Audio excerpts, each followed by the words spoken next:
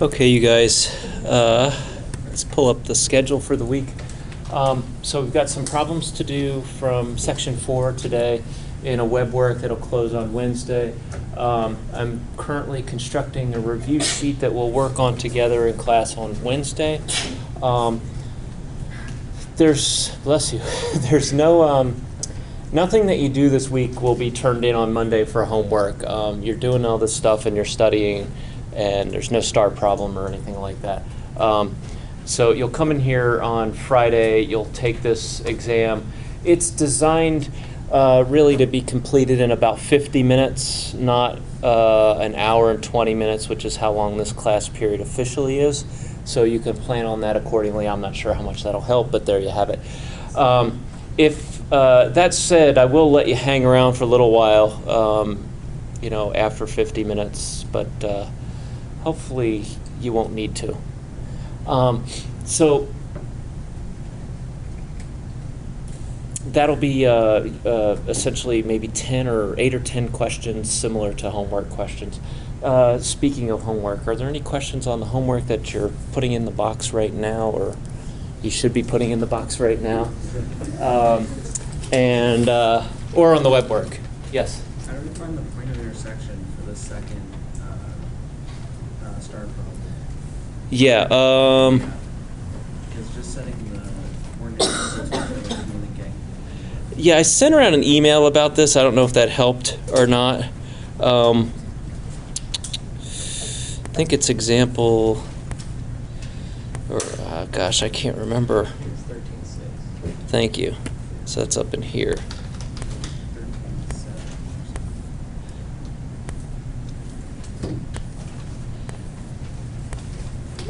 Yes, very good. So I sent around an email and I encourage you to look at this example 13.6 because it really raises the issue that I think you're getting at. And that is, you've got these two curves in space, and they've each got their own parameterization. And the two curves may intersect at a point, but that doesn't mean that they intersect, that they both happen to have the same t values at that intersection. And what example 13.6 is doing is it's allowing for the possibility that the two curves intersect, but at different parameter values. And that's the way you have to approach it. Let me go jump to the bottom. Was it at the end of this section? I don't remember. Is it number 7? 7. Okay, so we've got cosine t minus sine t over 4 and sine t.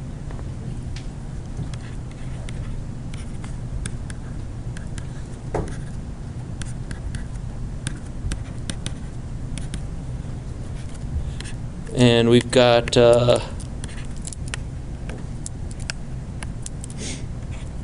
then the other curve is cosine t sine 2t.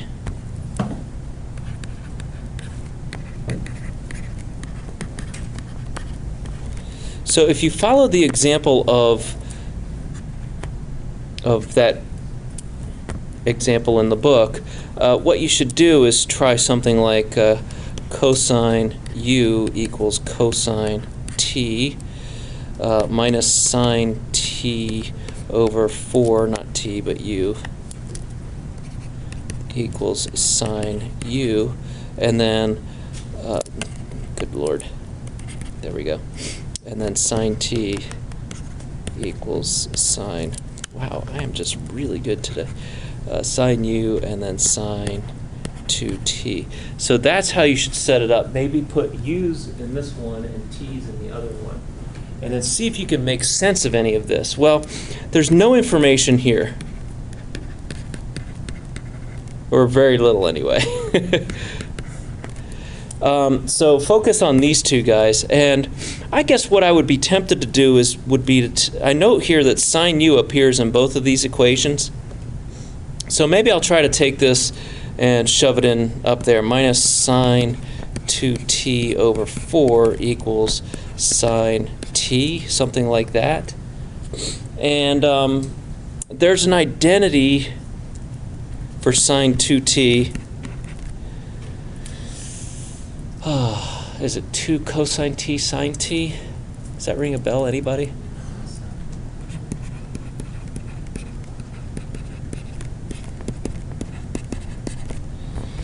And so you get, what, minus 1/2 cosine t sine t equals sine t. That's good. I could get rid of the sine t so long as what? I could divide out by sine t so long as sine t is not 0, right? So what about when sine t equals 0? When does that happen?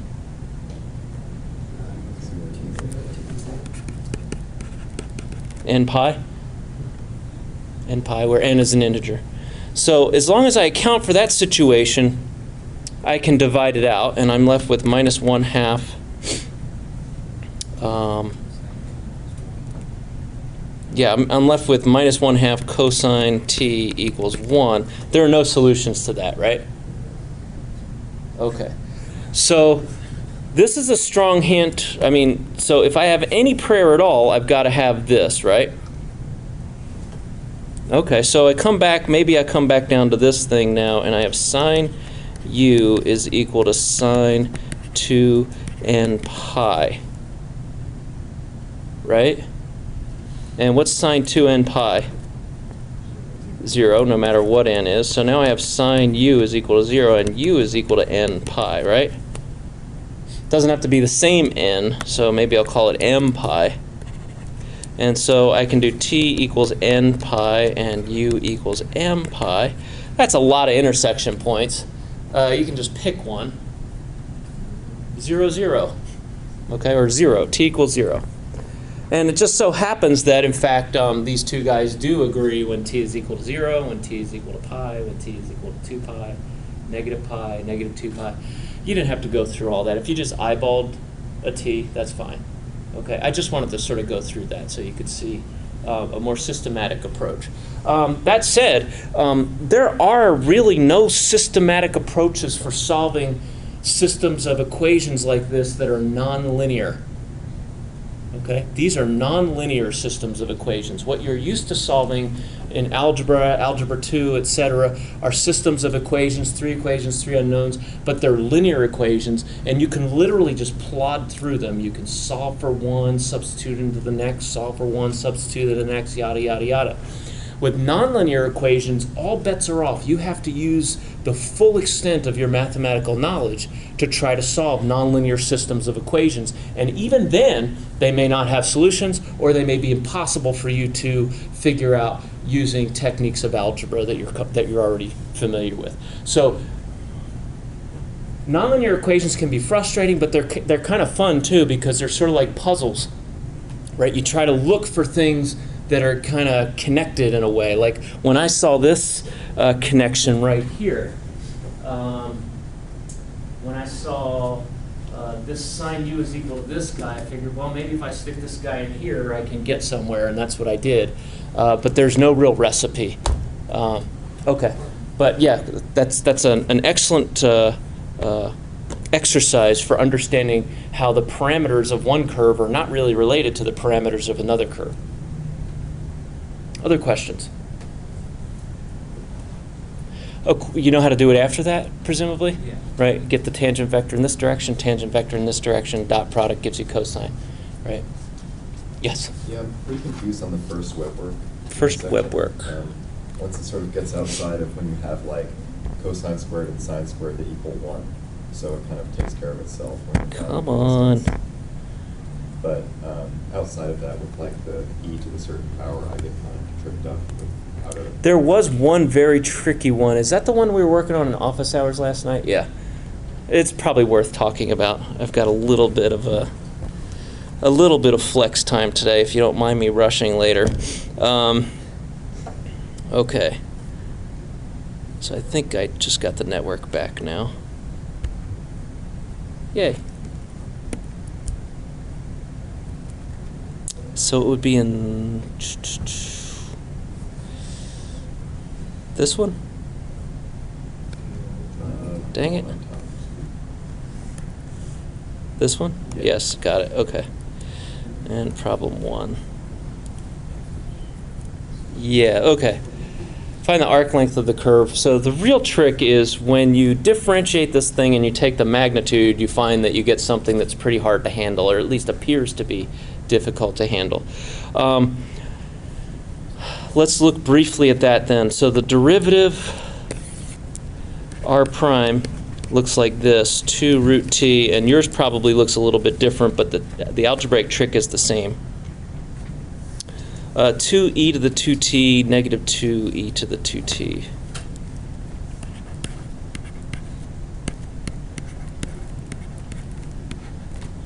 Right?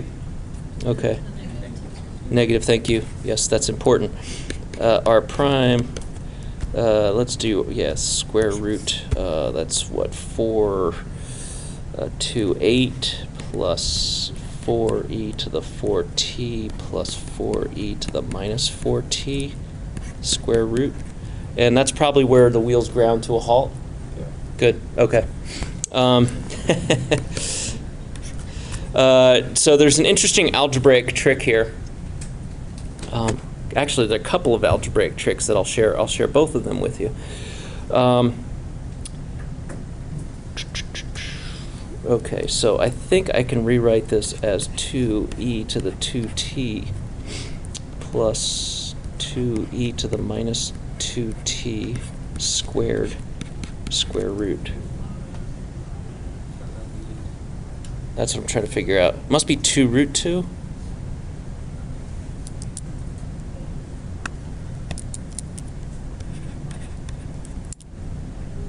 No, it's 2. Yes. Okay. All right, so FOIL this out. So I square this guy. What do I get? 4e. That guy. Square this guy. What do I get? This guy. Now, what are the cross terms? There's 2 of them, right? 2 cross terms. What happens when I multiply this by this? What do I get? 4, just 4. And there are 2 of them, right? So that gets me the 8. And now suddenly you've got something that's pretty easy because the square root of something squared and the stuff underneath is all positive. This works out to be 2e to the 2t plus 2e to the minus 2t. Now let me talk about the forgotten stepchildren of calculus 2. And those are the hyperbolic trig functions.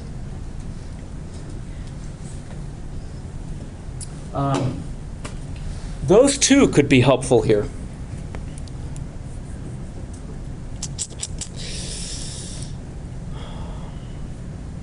All right, so let me define hyperbolic trig functions for you. Hyperbolic cosine of x is e to the x plus e to the minus x over 2. Hyperbolic sine of x is e to the x minus e to the minus x over 2. The only difference between these two guys is the minus sign between the terms in the numerator. All right. What's the derivative of hyperbolic sine? Anybody? Hyperbolic cosine. What's the derivative of hyperbolic cosine? Hyperbolic sine.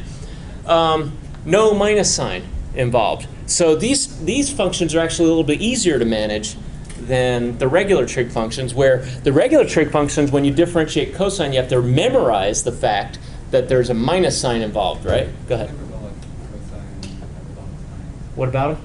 I've never seen that before. Okay, great. They're this. Okay. So if I ask you, for example, everybody quiet, what's the hyperbolic cosine of 0? One. 1, right? Why? Putting you on the spot. I don't care. Because e to the 0 is 1, Exactly. Yeah. So there's nothing mysterious about hyperbolic cosine, hyperbolic sine. They just come up so often in certain mathematical disciplines, these combinations of exponentials, that we gave them names. And in fact, if you take something called complex analysis, you'll find out that there's actually more than just names between these two guys, that in the complex numbers, these two guys, cosine and hyperbolic cosine, sine and hyperbolic sine, have intimate relationships, are actually very much related to each other. Not just sort of random names, but in fact related to each other. All right.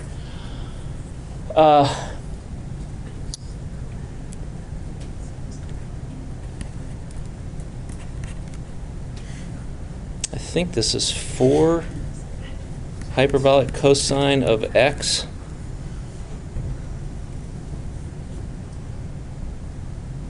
Right? 2x, 2t. There. And then you can integrate that pretty quickly to get,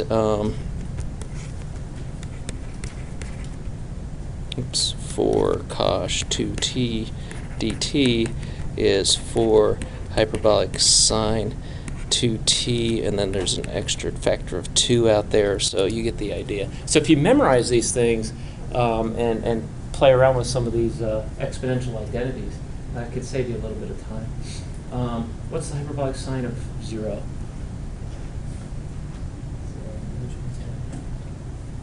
It's the only place in the real numbers that these two guys actually agree. Okay? At 0, hyperbolic cosine is the same as cosine. At 0, hyperbolic sine is the same as sine. It's the only place they agree. After that, they go their separate ways.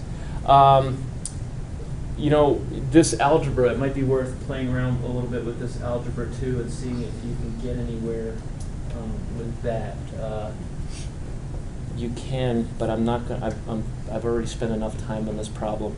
But if you use the hyperbolic trig functions, even in here, it can help. Okay, because they're actually hyperbolic trig identities.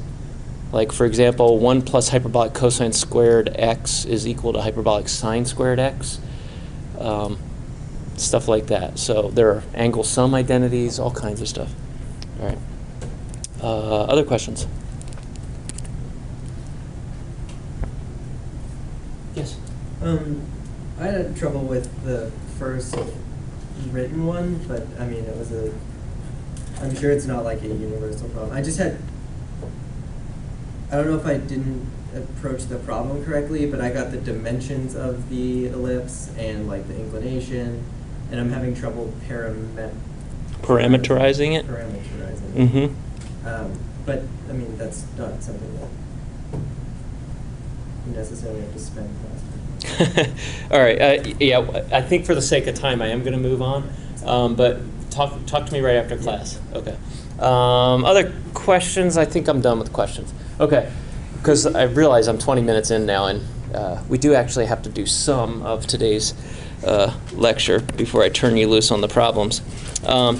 So in section 3, you were introduced to position and velocity, and section 4 really just finishes off the equations of motion by throwing acceleration at you. Acceleration, not surprisingly, is the second derivative of position. First derivative is velocity. Second derivative is acceleration. Okay, that's almost a foregone conclusion here. It's the first paragraph. What we want to talk about is something unique and interesting about the acceleration vector, and that is the fact that it lies in, remember that as you go along a curve, you have these natural directions of tangent and principal normal, which you've already explored in the previous section. So as you go along the curve, these two vectors sort of go along the curve with you and provide sort of a frame of reference. What we're going to learn is that the velocity vector always lies in the plane defined by t and n. Right? It doesn't poke up out of that plane. So that's the first thing we'll do, and then we'll explore some of the physical ramifications of that observation. So let's go and look at a bit of a derivation just to get comfortable with what we're talking about. So the acceleration vector, or let's start with a position vector, and a velocity vector. And we know that that's r prime. And now we have this new guy, the acceleration vector. And that's r double prime. Okay, so nothing earth-shattering there.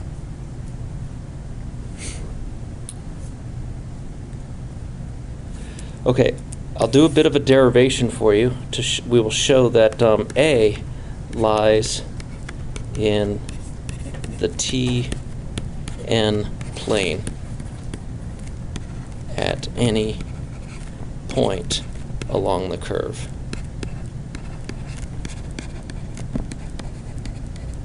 Okay, so remember that this Tn plane is changing. There's a T for every point on the curve. There's an N for every point on the curve. That thing is changing as you move along the curve. But no matter what happens, the acceleration vector is going to lie somewhere in that plane. It's not going to poke out this way or this way. Let's see why that's true. Let's start with, and this is just, there's no great rhyme or reason why I'm starting here other than it gets me to where I want to be.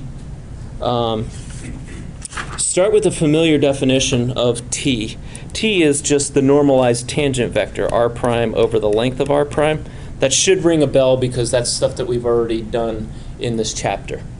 So T, right, remember, r prime is the velocity. What's the magnitude of r prime?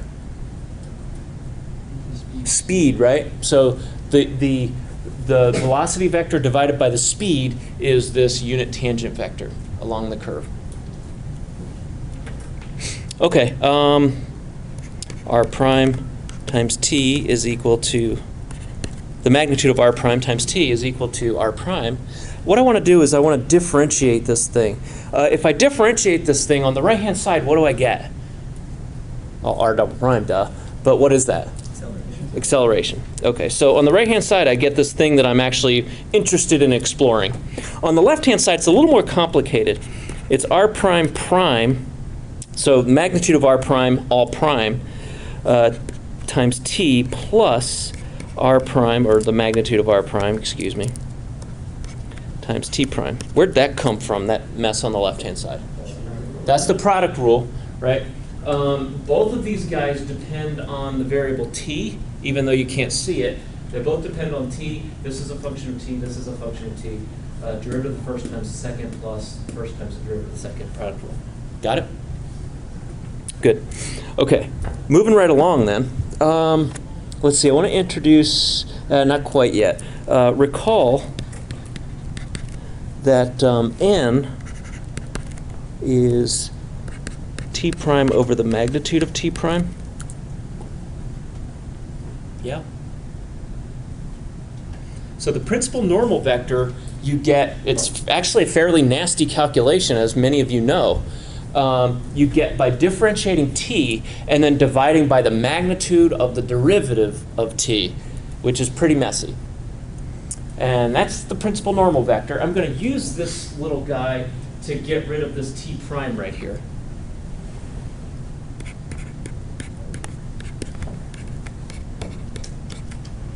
So that means what? T prime n, I think. I do that right?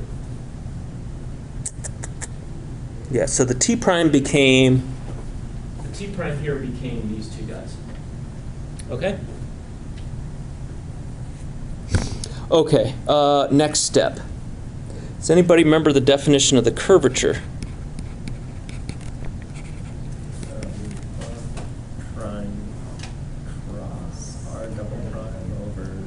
Okay, there's that one. Yeah, if you want to pull that one out. The one in terms of T, capital T. Do you remember that one?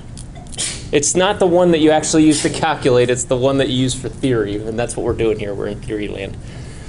It's just the magnitude of t prime. Magnitude of t over the magnitude of r prime. Got it. Magnitude of t prime over the magnitude of r prime.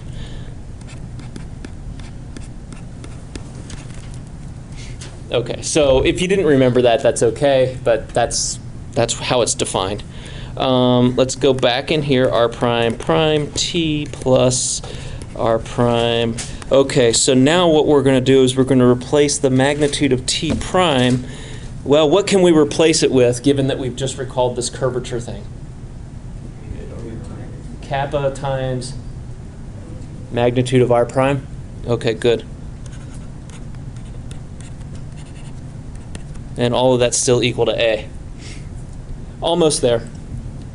Off to the side, I'm going to note that speed, and here's where notation is a little bit difficult. Speed is the magnitude of r prime. Not to be confused with v up here, velocity. This is a bold-faced v, and this is not a bold-faced V. And I'm sure you can tell the difference. Okay, you just have to figure it out from context. And the book is better because the book can actually do boldface and I can't. Actually, I probably could. It just occurred to me. Nah. Anyway, whatever. Okay.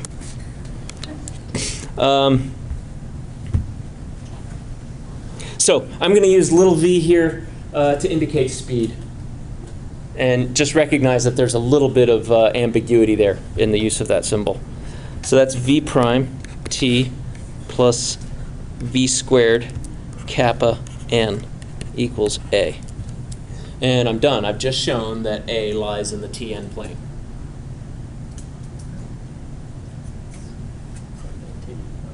Something times t plus something times n. These are both scalars. So all I'm doing is mixing and matching t and n, but there's no direction on the left-hand side that gets me out of the Tn plane, right? The only way I can get out of the Tn plane is to do what? I have to have a component in what direction? Remember what that's called? Capital B? The binormal, right? The only way I can get out of the Tn plane is if there's some component in the B direction. Remember how B is defined? T cross n? Okay. So what I've just shown is there's no B component here. That's all. And it's mildly interesting.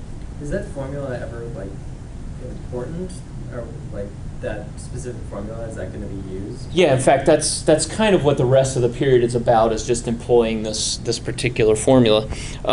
So again, this is a vector acceleration, and I apologize for the presentation here. I can't boldface this.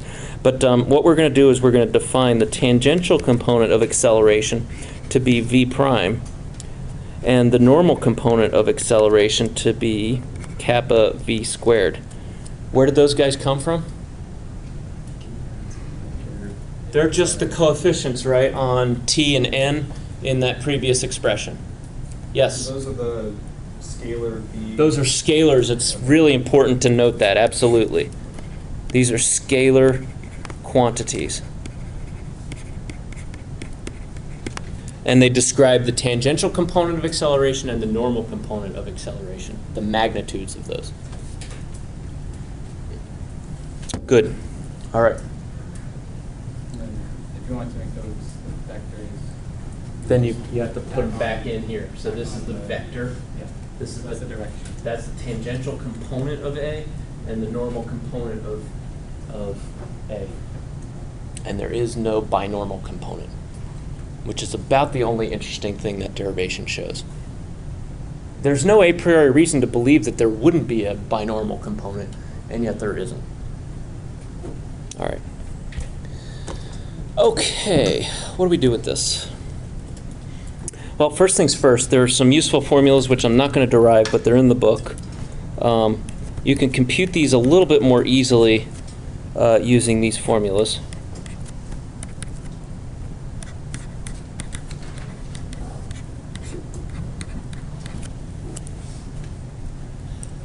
So why is this nice? Well, this is much better than trying to figure out kappa, for example. Right? Why work your butt off to try to find kappa, which really looks a heck of a lot like this anyway, and finding v and v prime and all that. So these are nice, simpler formulas that are derived in the book. And I would encourage you to learn these and use these. Okay. Let's see how these guys work. Example. Ooh.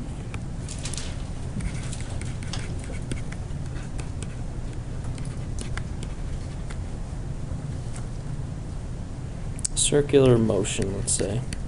So I want to define some circular motion along the lines of, let me throw in a radius here. Our friendly 2 cosine t, 2 sine t, and we'll throw in a 0 there.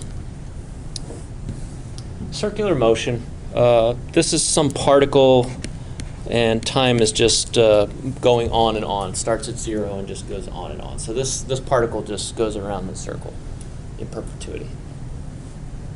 what I'd like to do is get my hands on the tangential component of acceleration and the normal component of acceleration, mostly just to try to develop some intuition about these quantities, right? In what circumstances are they zero, and what circumstances are they not zero, etc. All right, so I just gave you these handy-dandy formulas. Let's try to use them. So if we're going to use these guys, we're going to have to generate r prime and r double prime. So let's do that.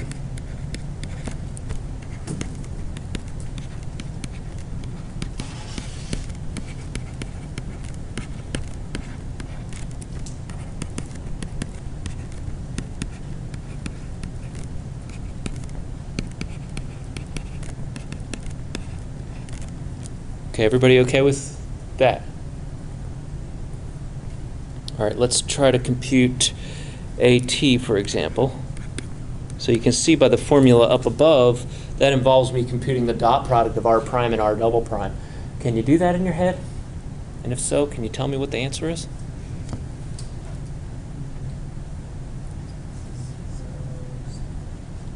Dot product, no.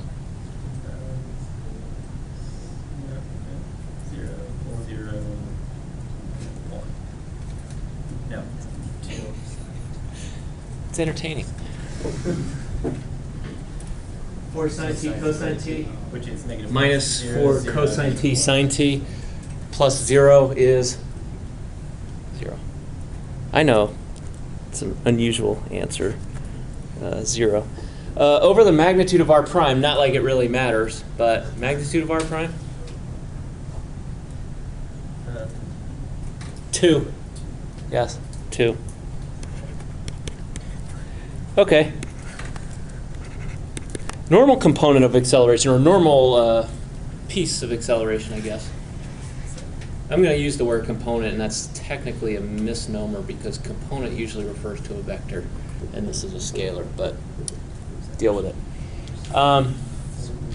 So we've got to do r prime cross r double prime, right?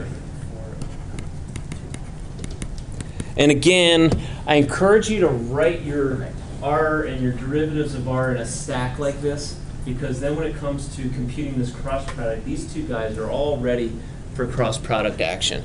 So you can start off with the x coordinate. You blot out this column, and what you get is 0 minus 0, 0. Blot out the middle column, 0 minus 0, 0.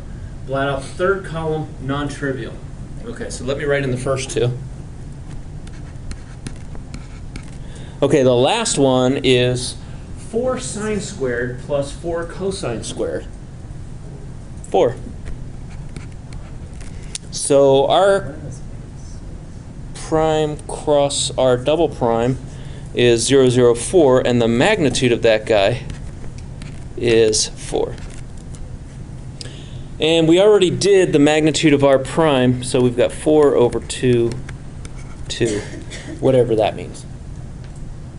Well, it does actually have some interesting geometric implications. What this tells me is that the acceleration lies in the n direction. Another way to put that is there's no tangential component.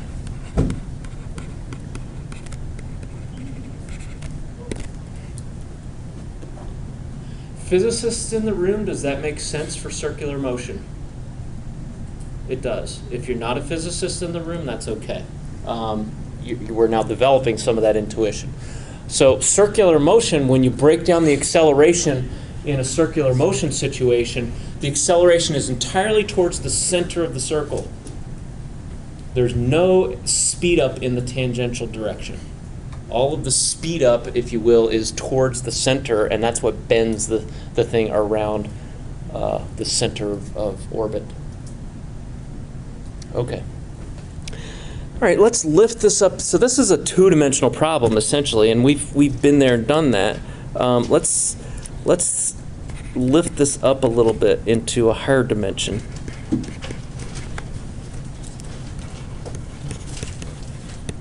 And test our intuition a little bit.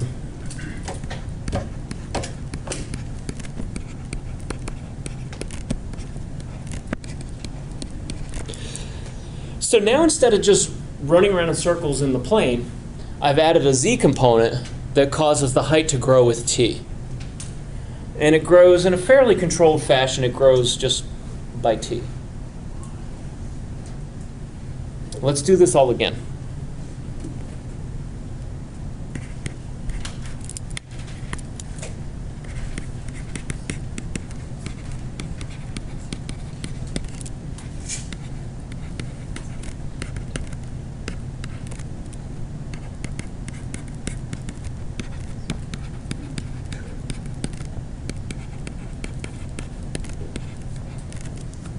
So I generate r prime and r double prime with an eye towards using those formulas.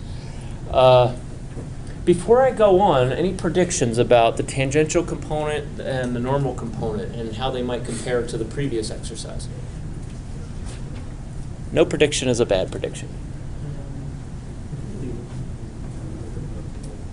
Yeah, I mean, there'll definitely be some of both. But I can't tell if it'll keep the same total acceleration or more, and that's going a little bit. Henry, you got an idea? No? Think about it in terms of components, right? There's two different kinds of motion here. There's the circular motion in the plane, and then there's this motion in this direction. And think about the motion in that direction, Henry. I mean, there's still no tangential component, but there's a vertical component.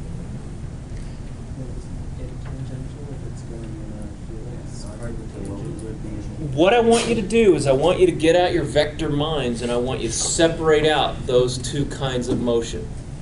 Okay, and then, so if I separate out the circular motion and the motion along the z-axis, right? What does that motion along the z-axis look like in the absence of the circular motion? It's a straight line, and what's its speed? Constant, right?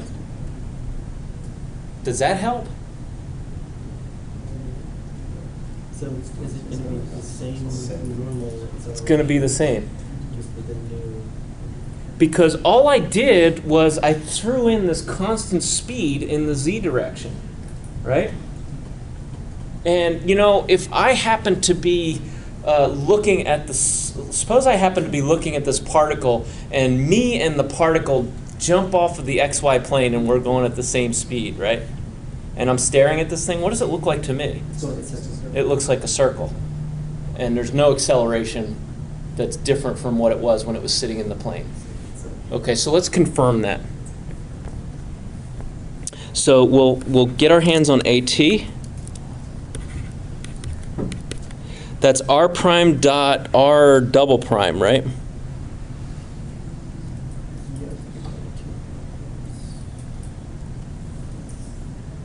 What do you get?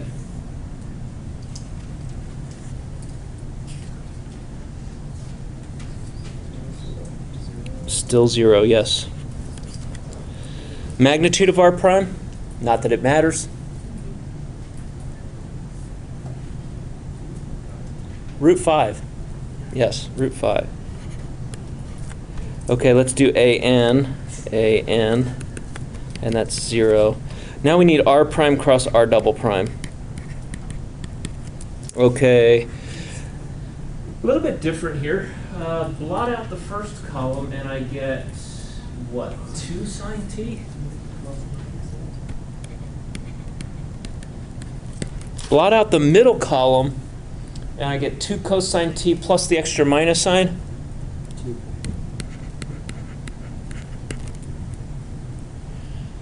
And the last guy, what? You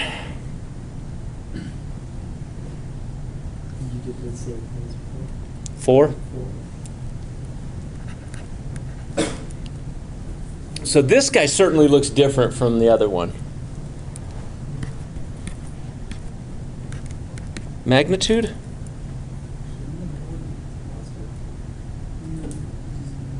The middle one comes with its own minus sign.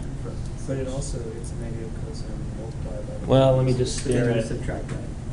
Right, So I blot out this guy, I get 0 minus a negative 2 cosine, which is 2 cosine, and then another minus sign from the j, from the middle. Okay, everybody agree with that? Or am I, okay. So, magnitude of this cross product is 2 root 5, yes. You get 4 from the first two guys, plus 16 from the last guy is 20. Root 20 is 2 root 5. So that also looks different from the previous problem. But we are saved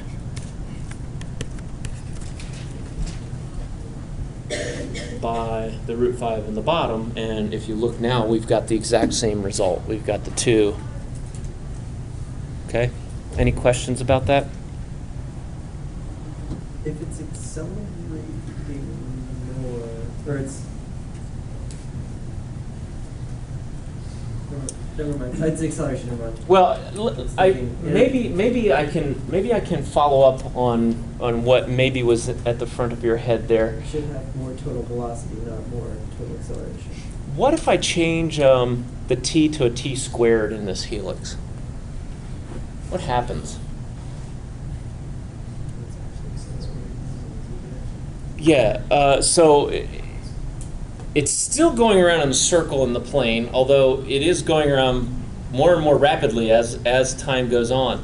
And that z component that I tacked on before, which was benign when it was t, suddenly now is speeding the particle up along the z direction, and then all bets are off. Things are different.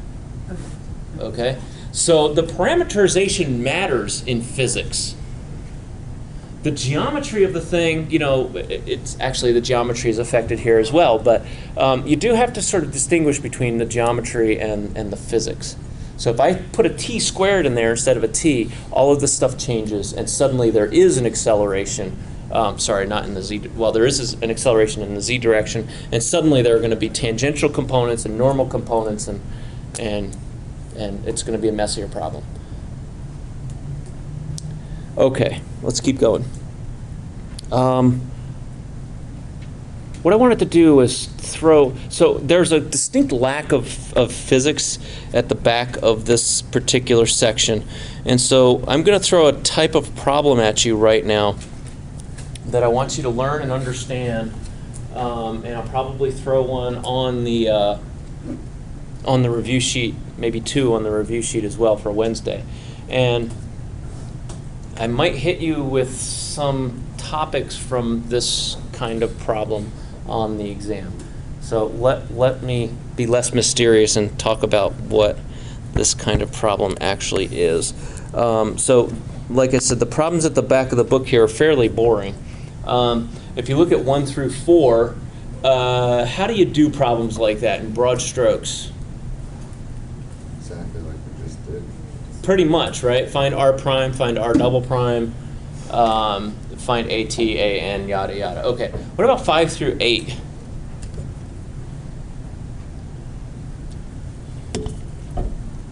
Again, broad strokes. What's the approach?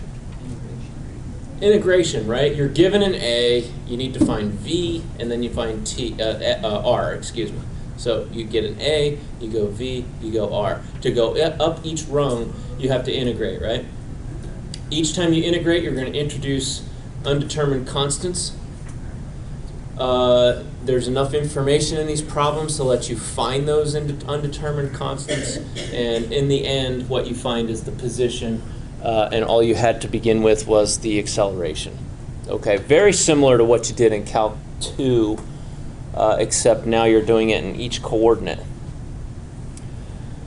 Okay, so I'm going to assume that you guys can handle problems like that, and what I want to do is I want to take a problem like this and embed it in a slightly more physical kind of problem, right? So this is an equation of motion, but it's very dry, right? Suppose an object moves so that its acceleration is given by blah. I want to give you a circumstance which is much more realistic, and bear with me as I write this problem down. I got it from another book. So a ball with mass 8.8 kilograms is thrown southward into the air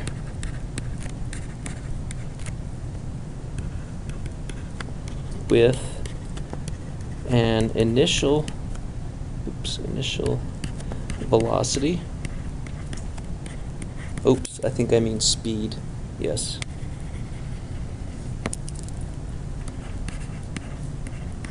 Of 30 meters per second at an angle 30 degrees to the ground.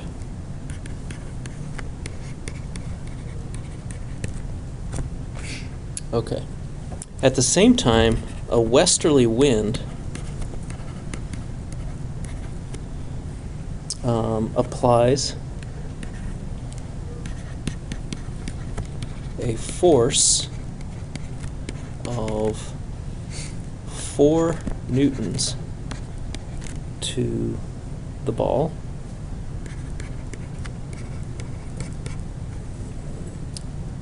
in an easterly direction.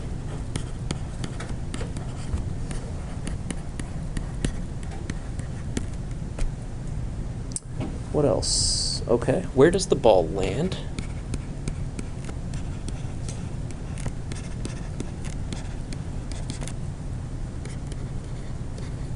And with what speed?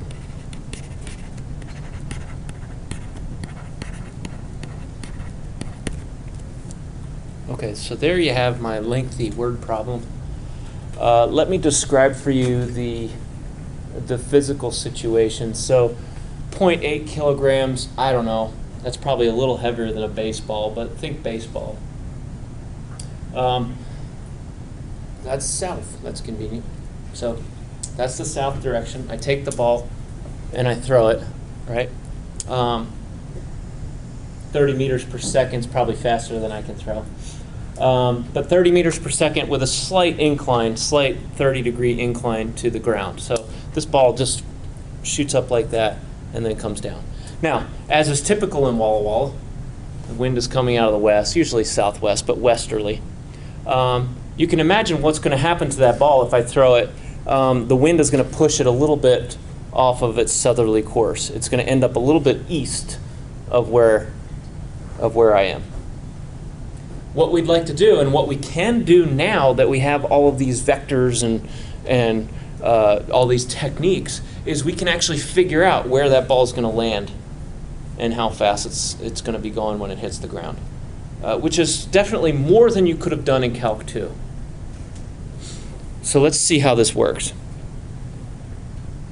So first principles, this relies on Newton's law. Force equals mass times acceleration. And in fact, what we want to do is we want to get our acceleration function from Newton's law. So A is actually equal to F over m. So I just solve for A in this equation. Okay. Well, we've got to figure out what the forces are before we can then find V and then find R. We've got to figure out all the forces on this thing.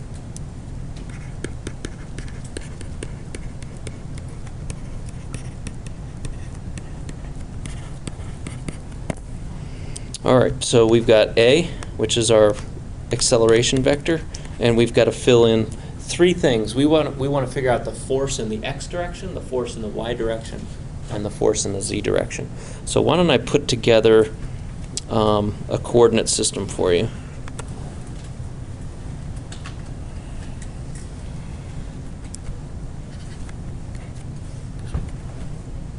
And I'm going to make this the positive x direction.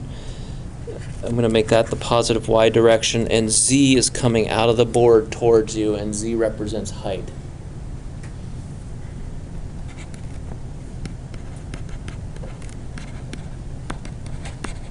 So we just have to imagine z. And the ball has been thrown due south. Right? And what we know is it gets deflected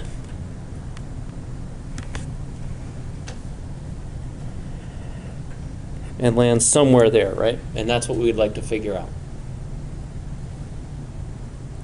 And the wind is blowing this direction. So does that jive pretty much with your imaginations? Okay, good. All right, let's see if we can figure out what the various components of acceleration are. And I guess the first question is, are there any ongoing forces in the x direction? The wind. And the units on force, physicists in the room? Newtons, right? So what is it, 4?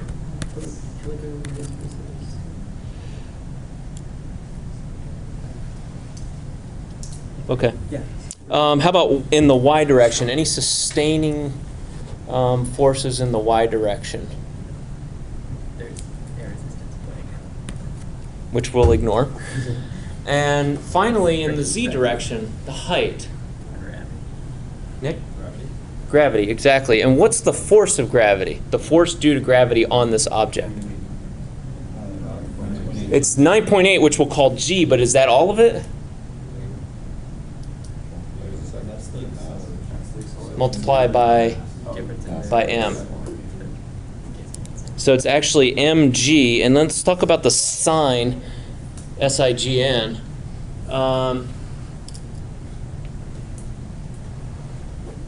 What should the sign on this thing be? Assume that g is positive, 9.8 meters per second squared. What should the sign be on this? It should be negative and y. What goes through your head when you try to pick a sign for a force?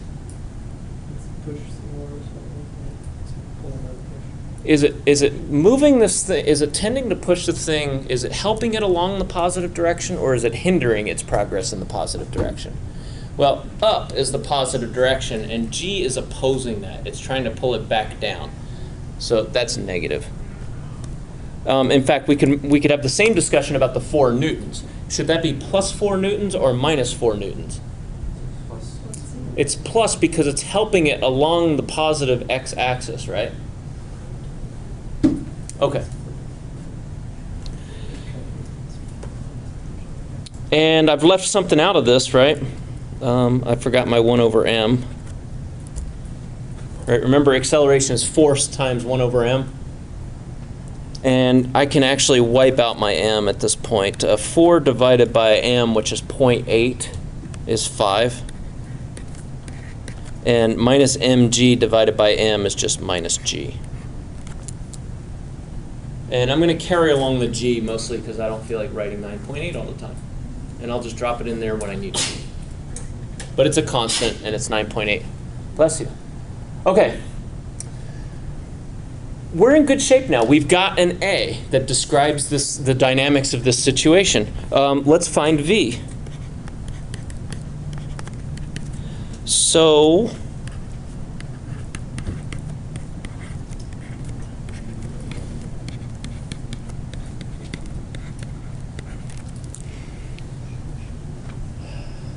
just treat these things like the constants that they are. When you anti-differentiate this thing, this turns into a constant times t plus some undetermined constant, which actually has 3 parts to it. Is everybody okay with that? All I'm doing really is skipping the step of doing this on each of the 3 components. But I could do that, right? If I wanted to anti-differentiate 5, I would get 5t plus c, right? If I want to anti-differentiate 0, I would get c. If I want to anti-differentiate minus g, I get minus gt plus c. And these are 3 possibly different constants, so I've labeled them C1, C2, C3. But this is, in a way, it's a little bit more notationally elegant than breaking them up. So just run with that. How do I figure out C1, C2, and C3?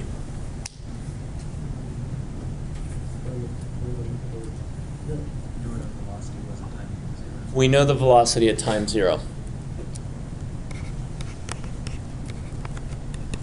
Or do we? Well, let's see if we can figure out what the velocity was at time 0. I'm going to draw, what am I going to draw? I'm going to draw the y z plane, and I'm going to drop in my vector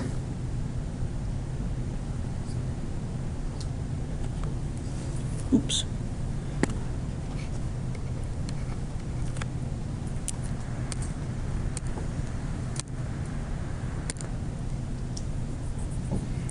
So that's kind of what happened, right? I've sort of pulled out the YZ plane. I don't care about the X because the initial velocity was southward. So that's along the negative y-axis. And the angle was 30 degrees. And the magnitude of that thing was 30 meters per second. Right? So how do I find the initial velocity in each of these directions, Hannah? Well, you just use like the cosines and stuff like that to find the x or the y direction and the z direction. Exactly. So I've got this piece here, and I've got this piece down here, right? Okay. So let's see if we can figure that out. That is 30 times the cosine of pi over 6. And this is 30 times the sine of pi over 6. Agreed? 30 degrees being pi over 6 in radians. Finishing this off, that's actually 15 root 3. And I guess I should throw in a minus sign here. It doesn't really matter when we throw it in, but we'll throw it in there. And that's 15. Everybody still with me? So what's the x component of the initial velocity? 0, good. And the y component? Yep. And finally 15 for the z component. Okay, so I know from reading the problem that the initial velocity should be this. And I know from doing some calculus that the velocity should be this. How do I use these two pieces of information to find the constants? You set t equal to 0. If I set t equal to 0 in this guy, it has to equal this guy. And it's pretty straightforward.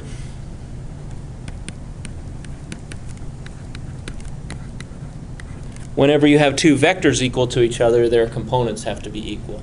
And what we find is C1 is 0, C2, and C3, etc. So what we found is a complete description of the velocity function.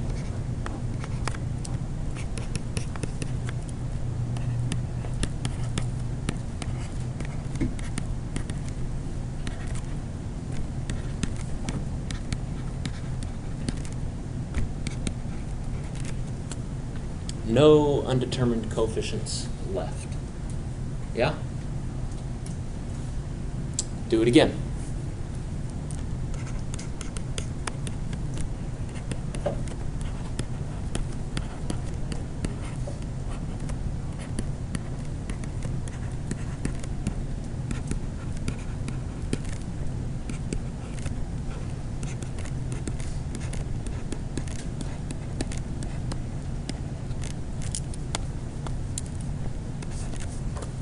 Right? How did I get from V to R? What do I do? Integrate. And again, don't worry about the fact that these are vectors. They're still just constants. So t goes to t squared over 2. This constant goes to a constant times t. And then you introduce some undetermined constants. Fortunately, this part of the problem is a little bit easier than the other one. How do I find the undetermined constants? What was the initial position in this case?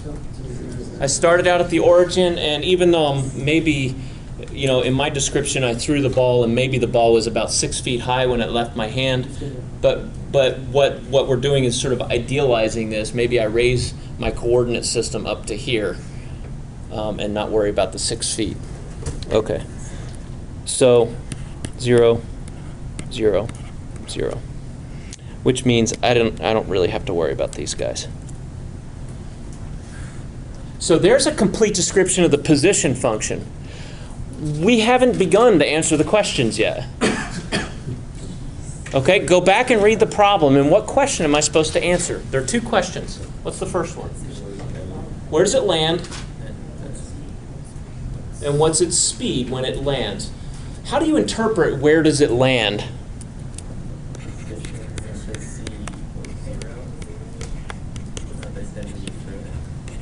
Where does it land is really equivalent to saying when is z 0. So that means what? I find time, the time at which it lands, by doing what? Set the third coordinate to 0 and solve for t, right?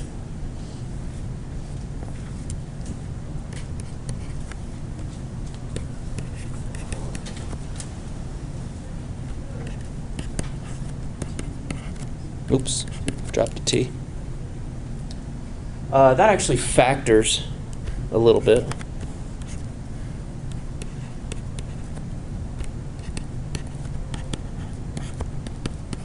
And I get two solutions. I get t equals 0, which corresponds to what?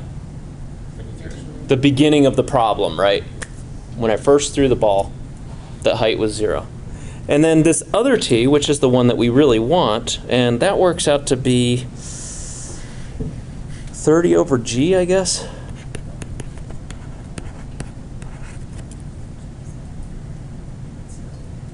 Is that right? Okay. And I've actually done this on my calculator and found it to be 3.0612 seconds, and I'll call this t sub L for t landing. So that's the time at which it lands. What's the position at which it lands? Plug t sub L into the position function.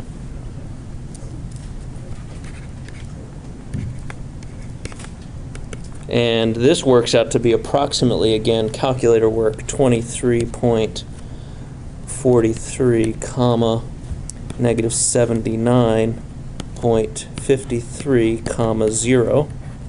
0 makes sense, right? Because this is where it lands. Does the rest of it make sense? We've got 23 in the x, negative 80 in the y.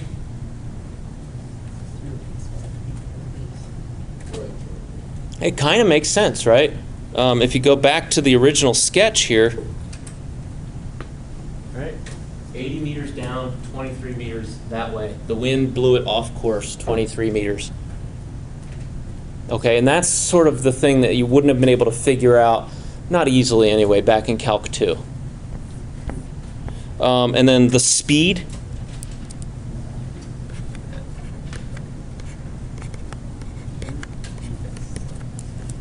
So you take r prime or v, I guess, and plug in TL and then compute the magnitude, and I'll leave that to you guys to complete. 33.68 meters per second. I'll put a couple of these on the review sheet, and then I'll post some solutions so that you can review them. You might be a little bit worried about calculators on the exam. I'll just make sure that I ask questions that don't go all the way to here, for example. Okay? Okay. Other questions or comments before I let you go? See you Wednesday.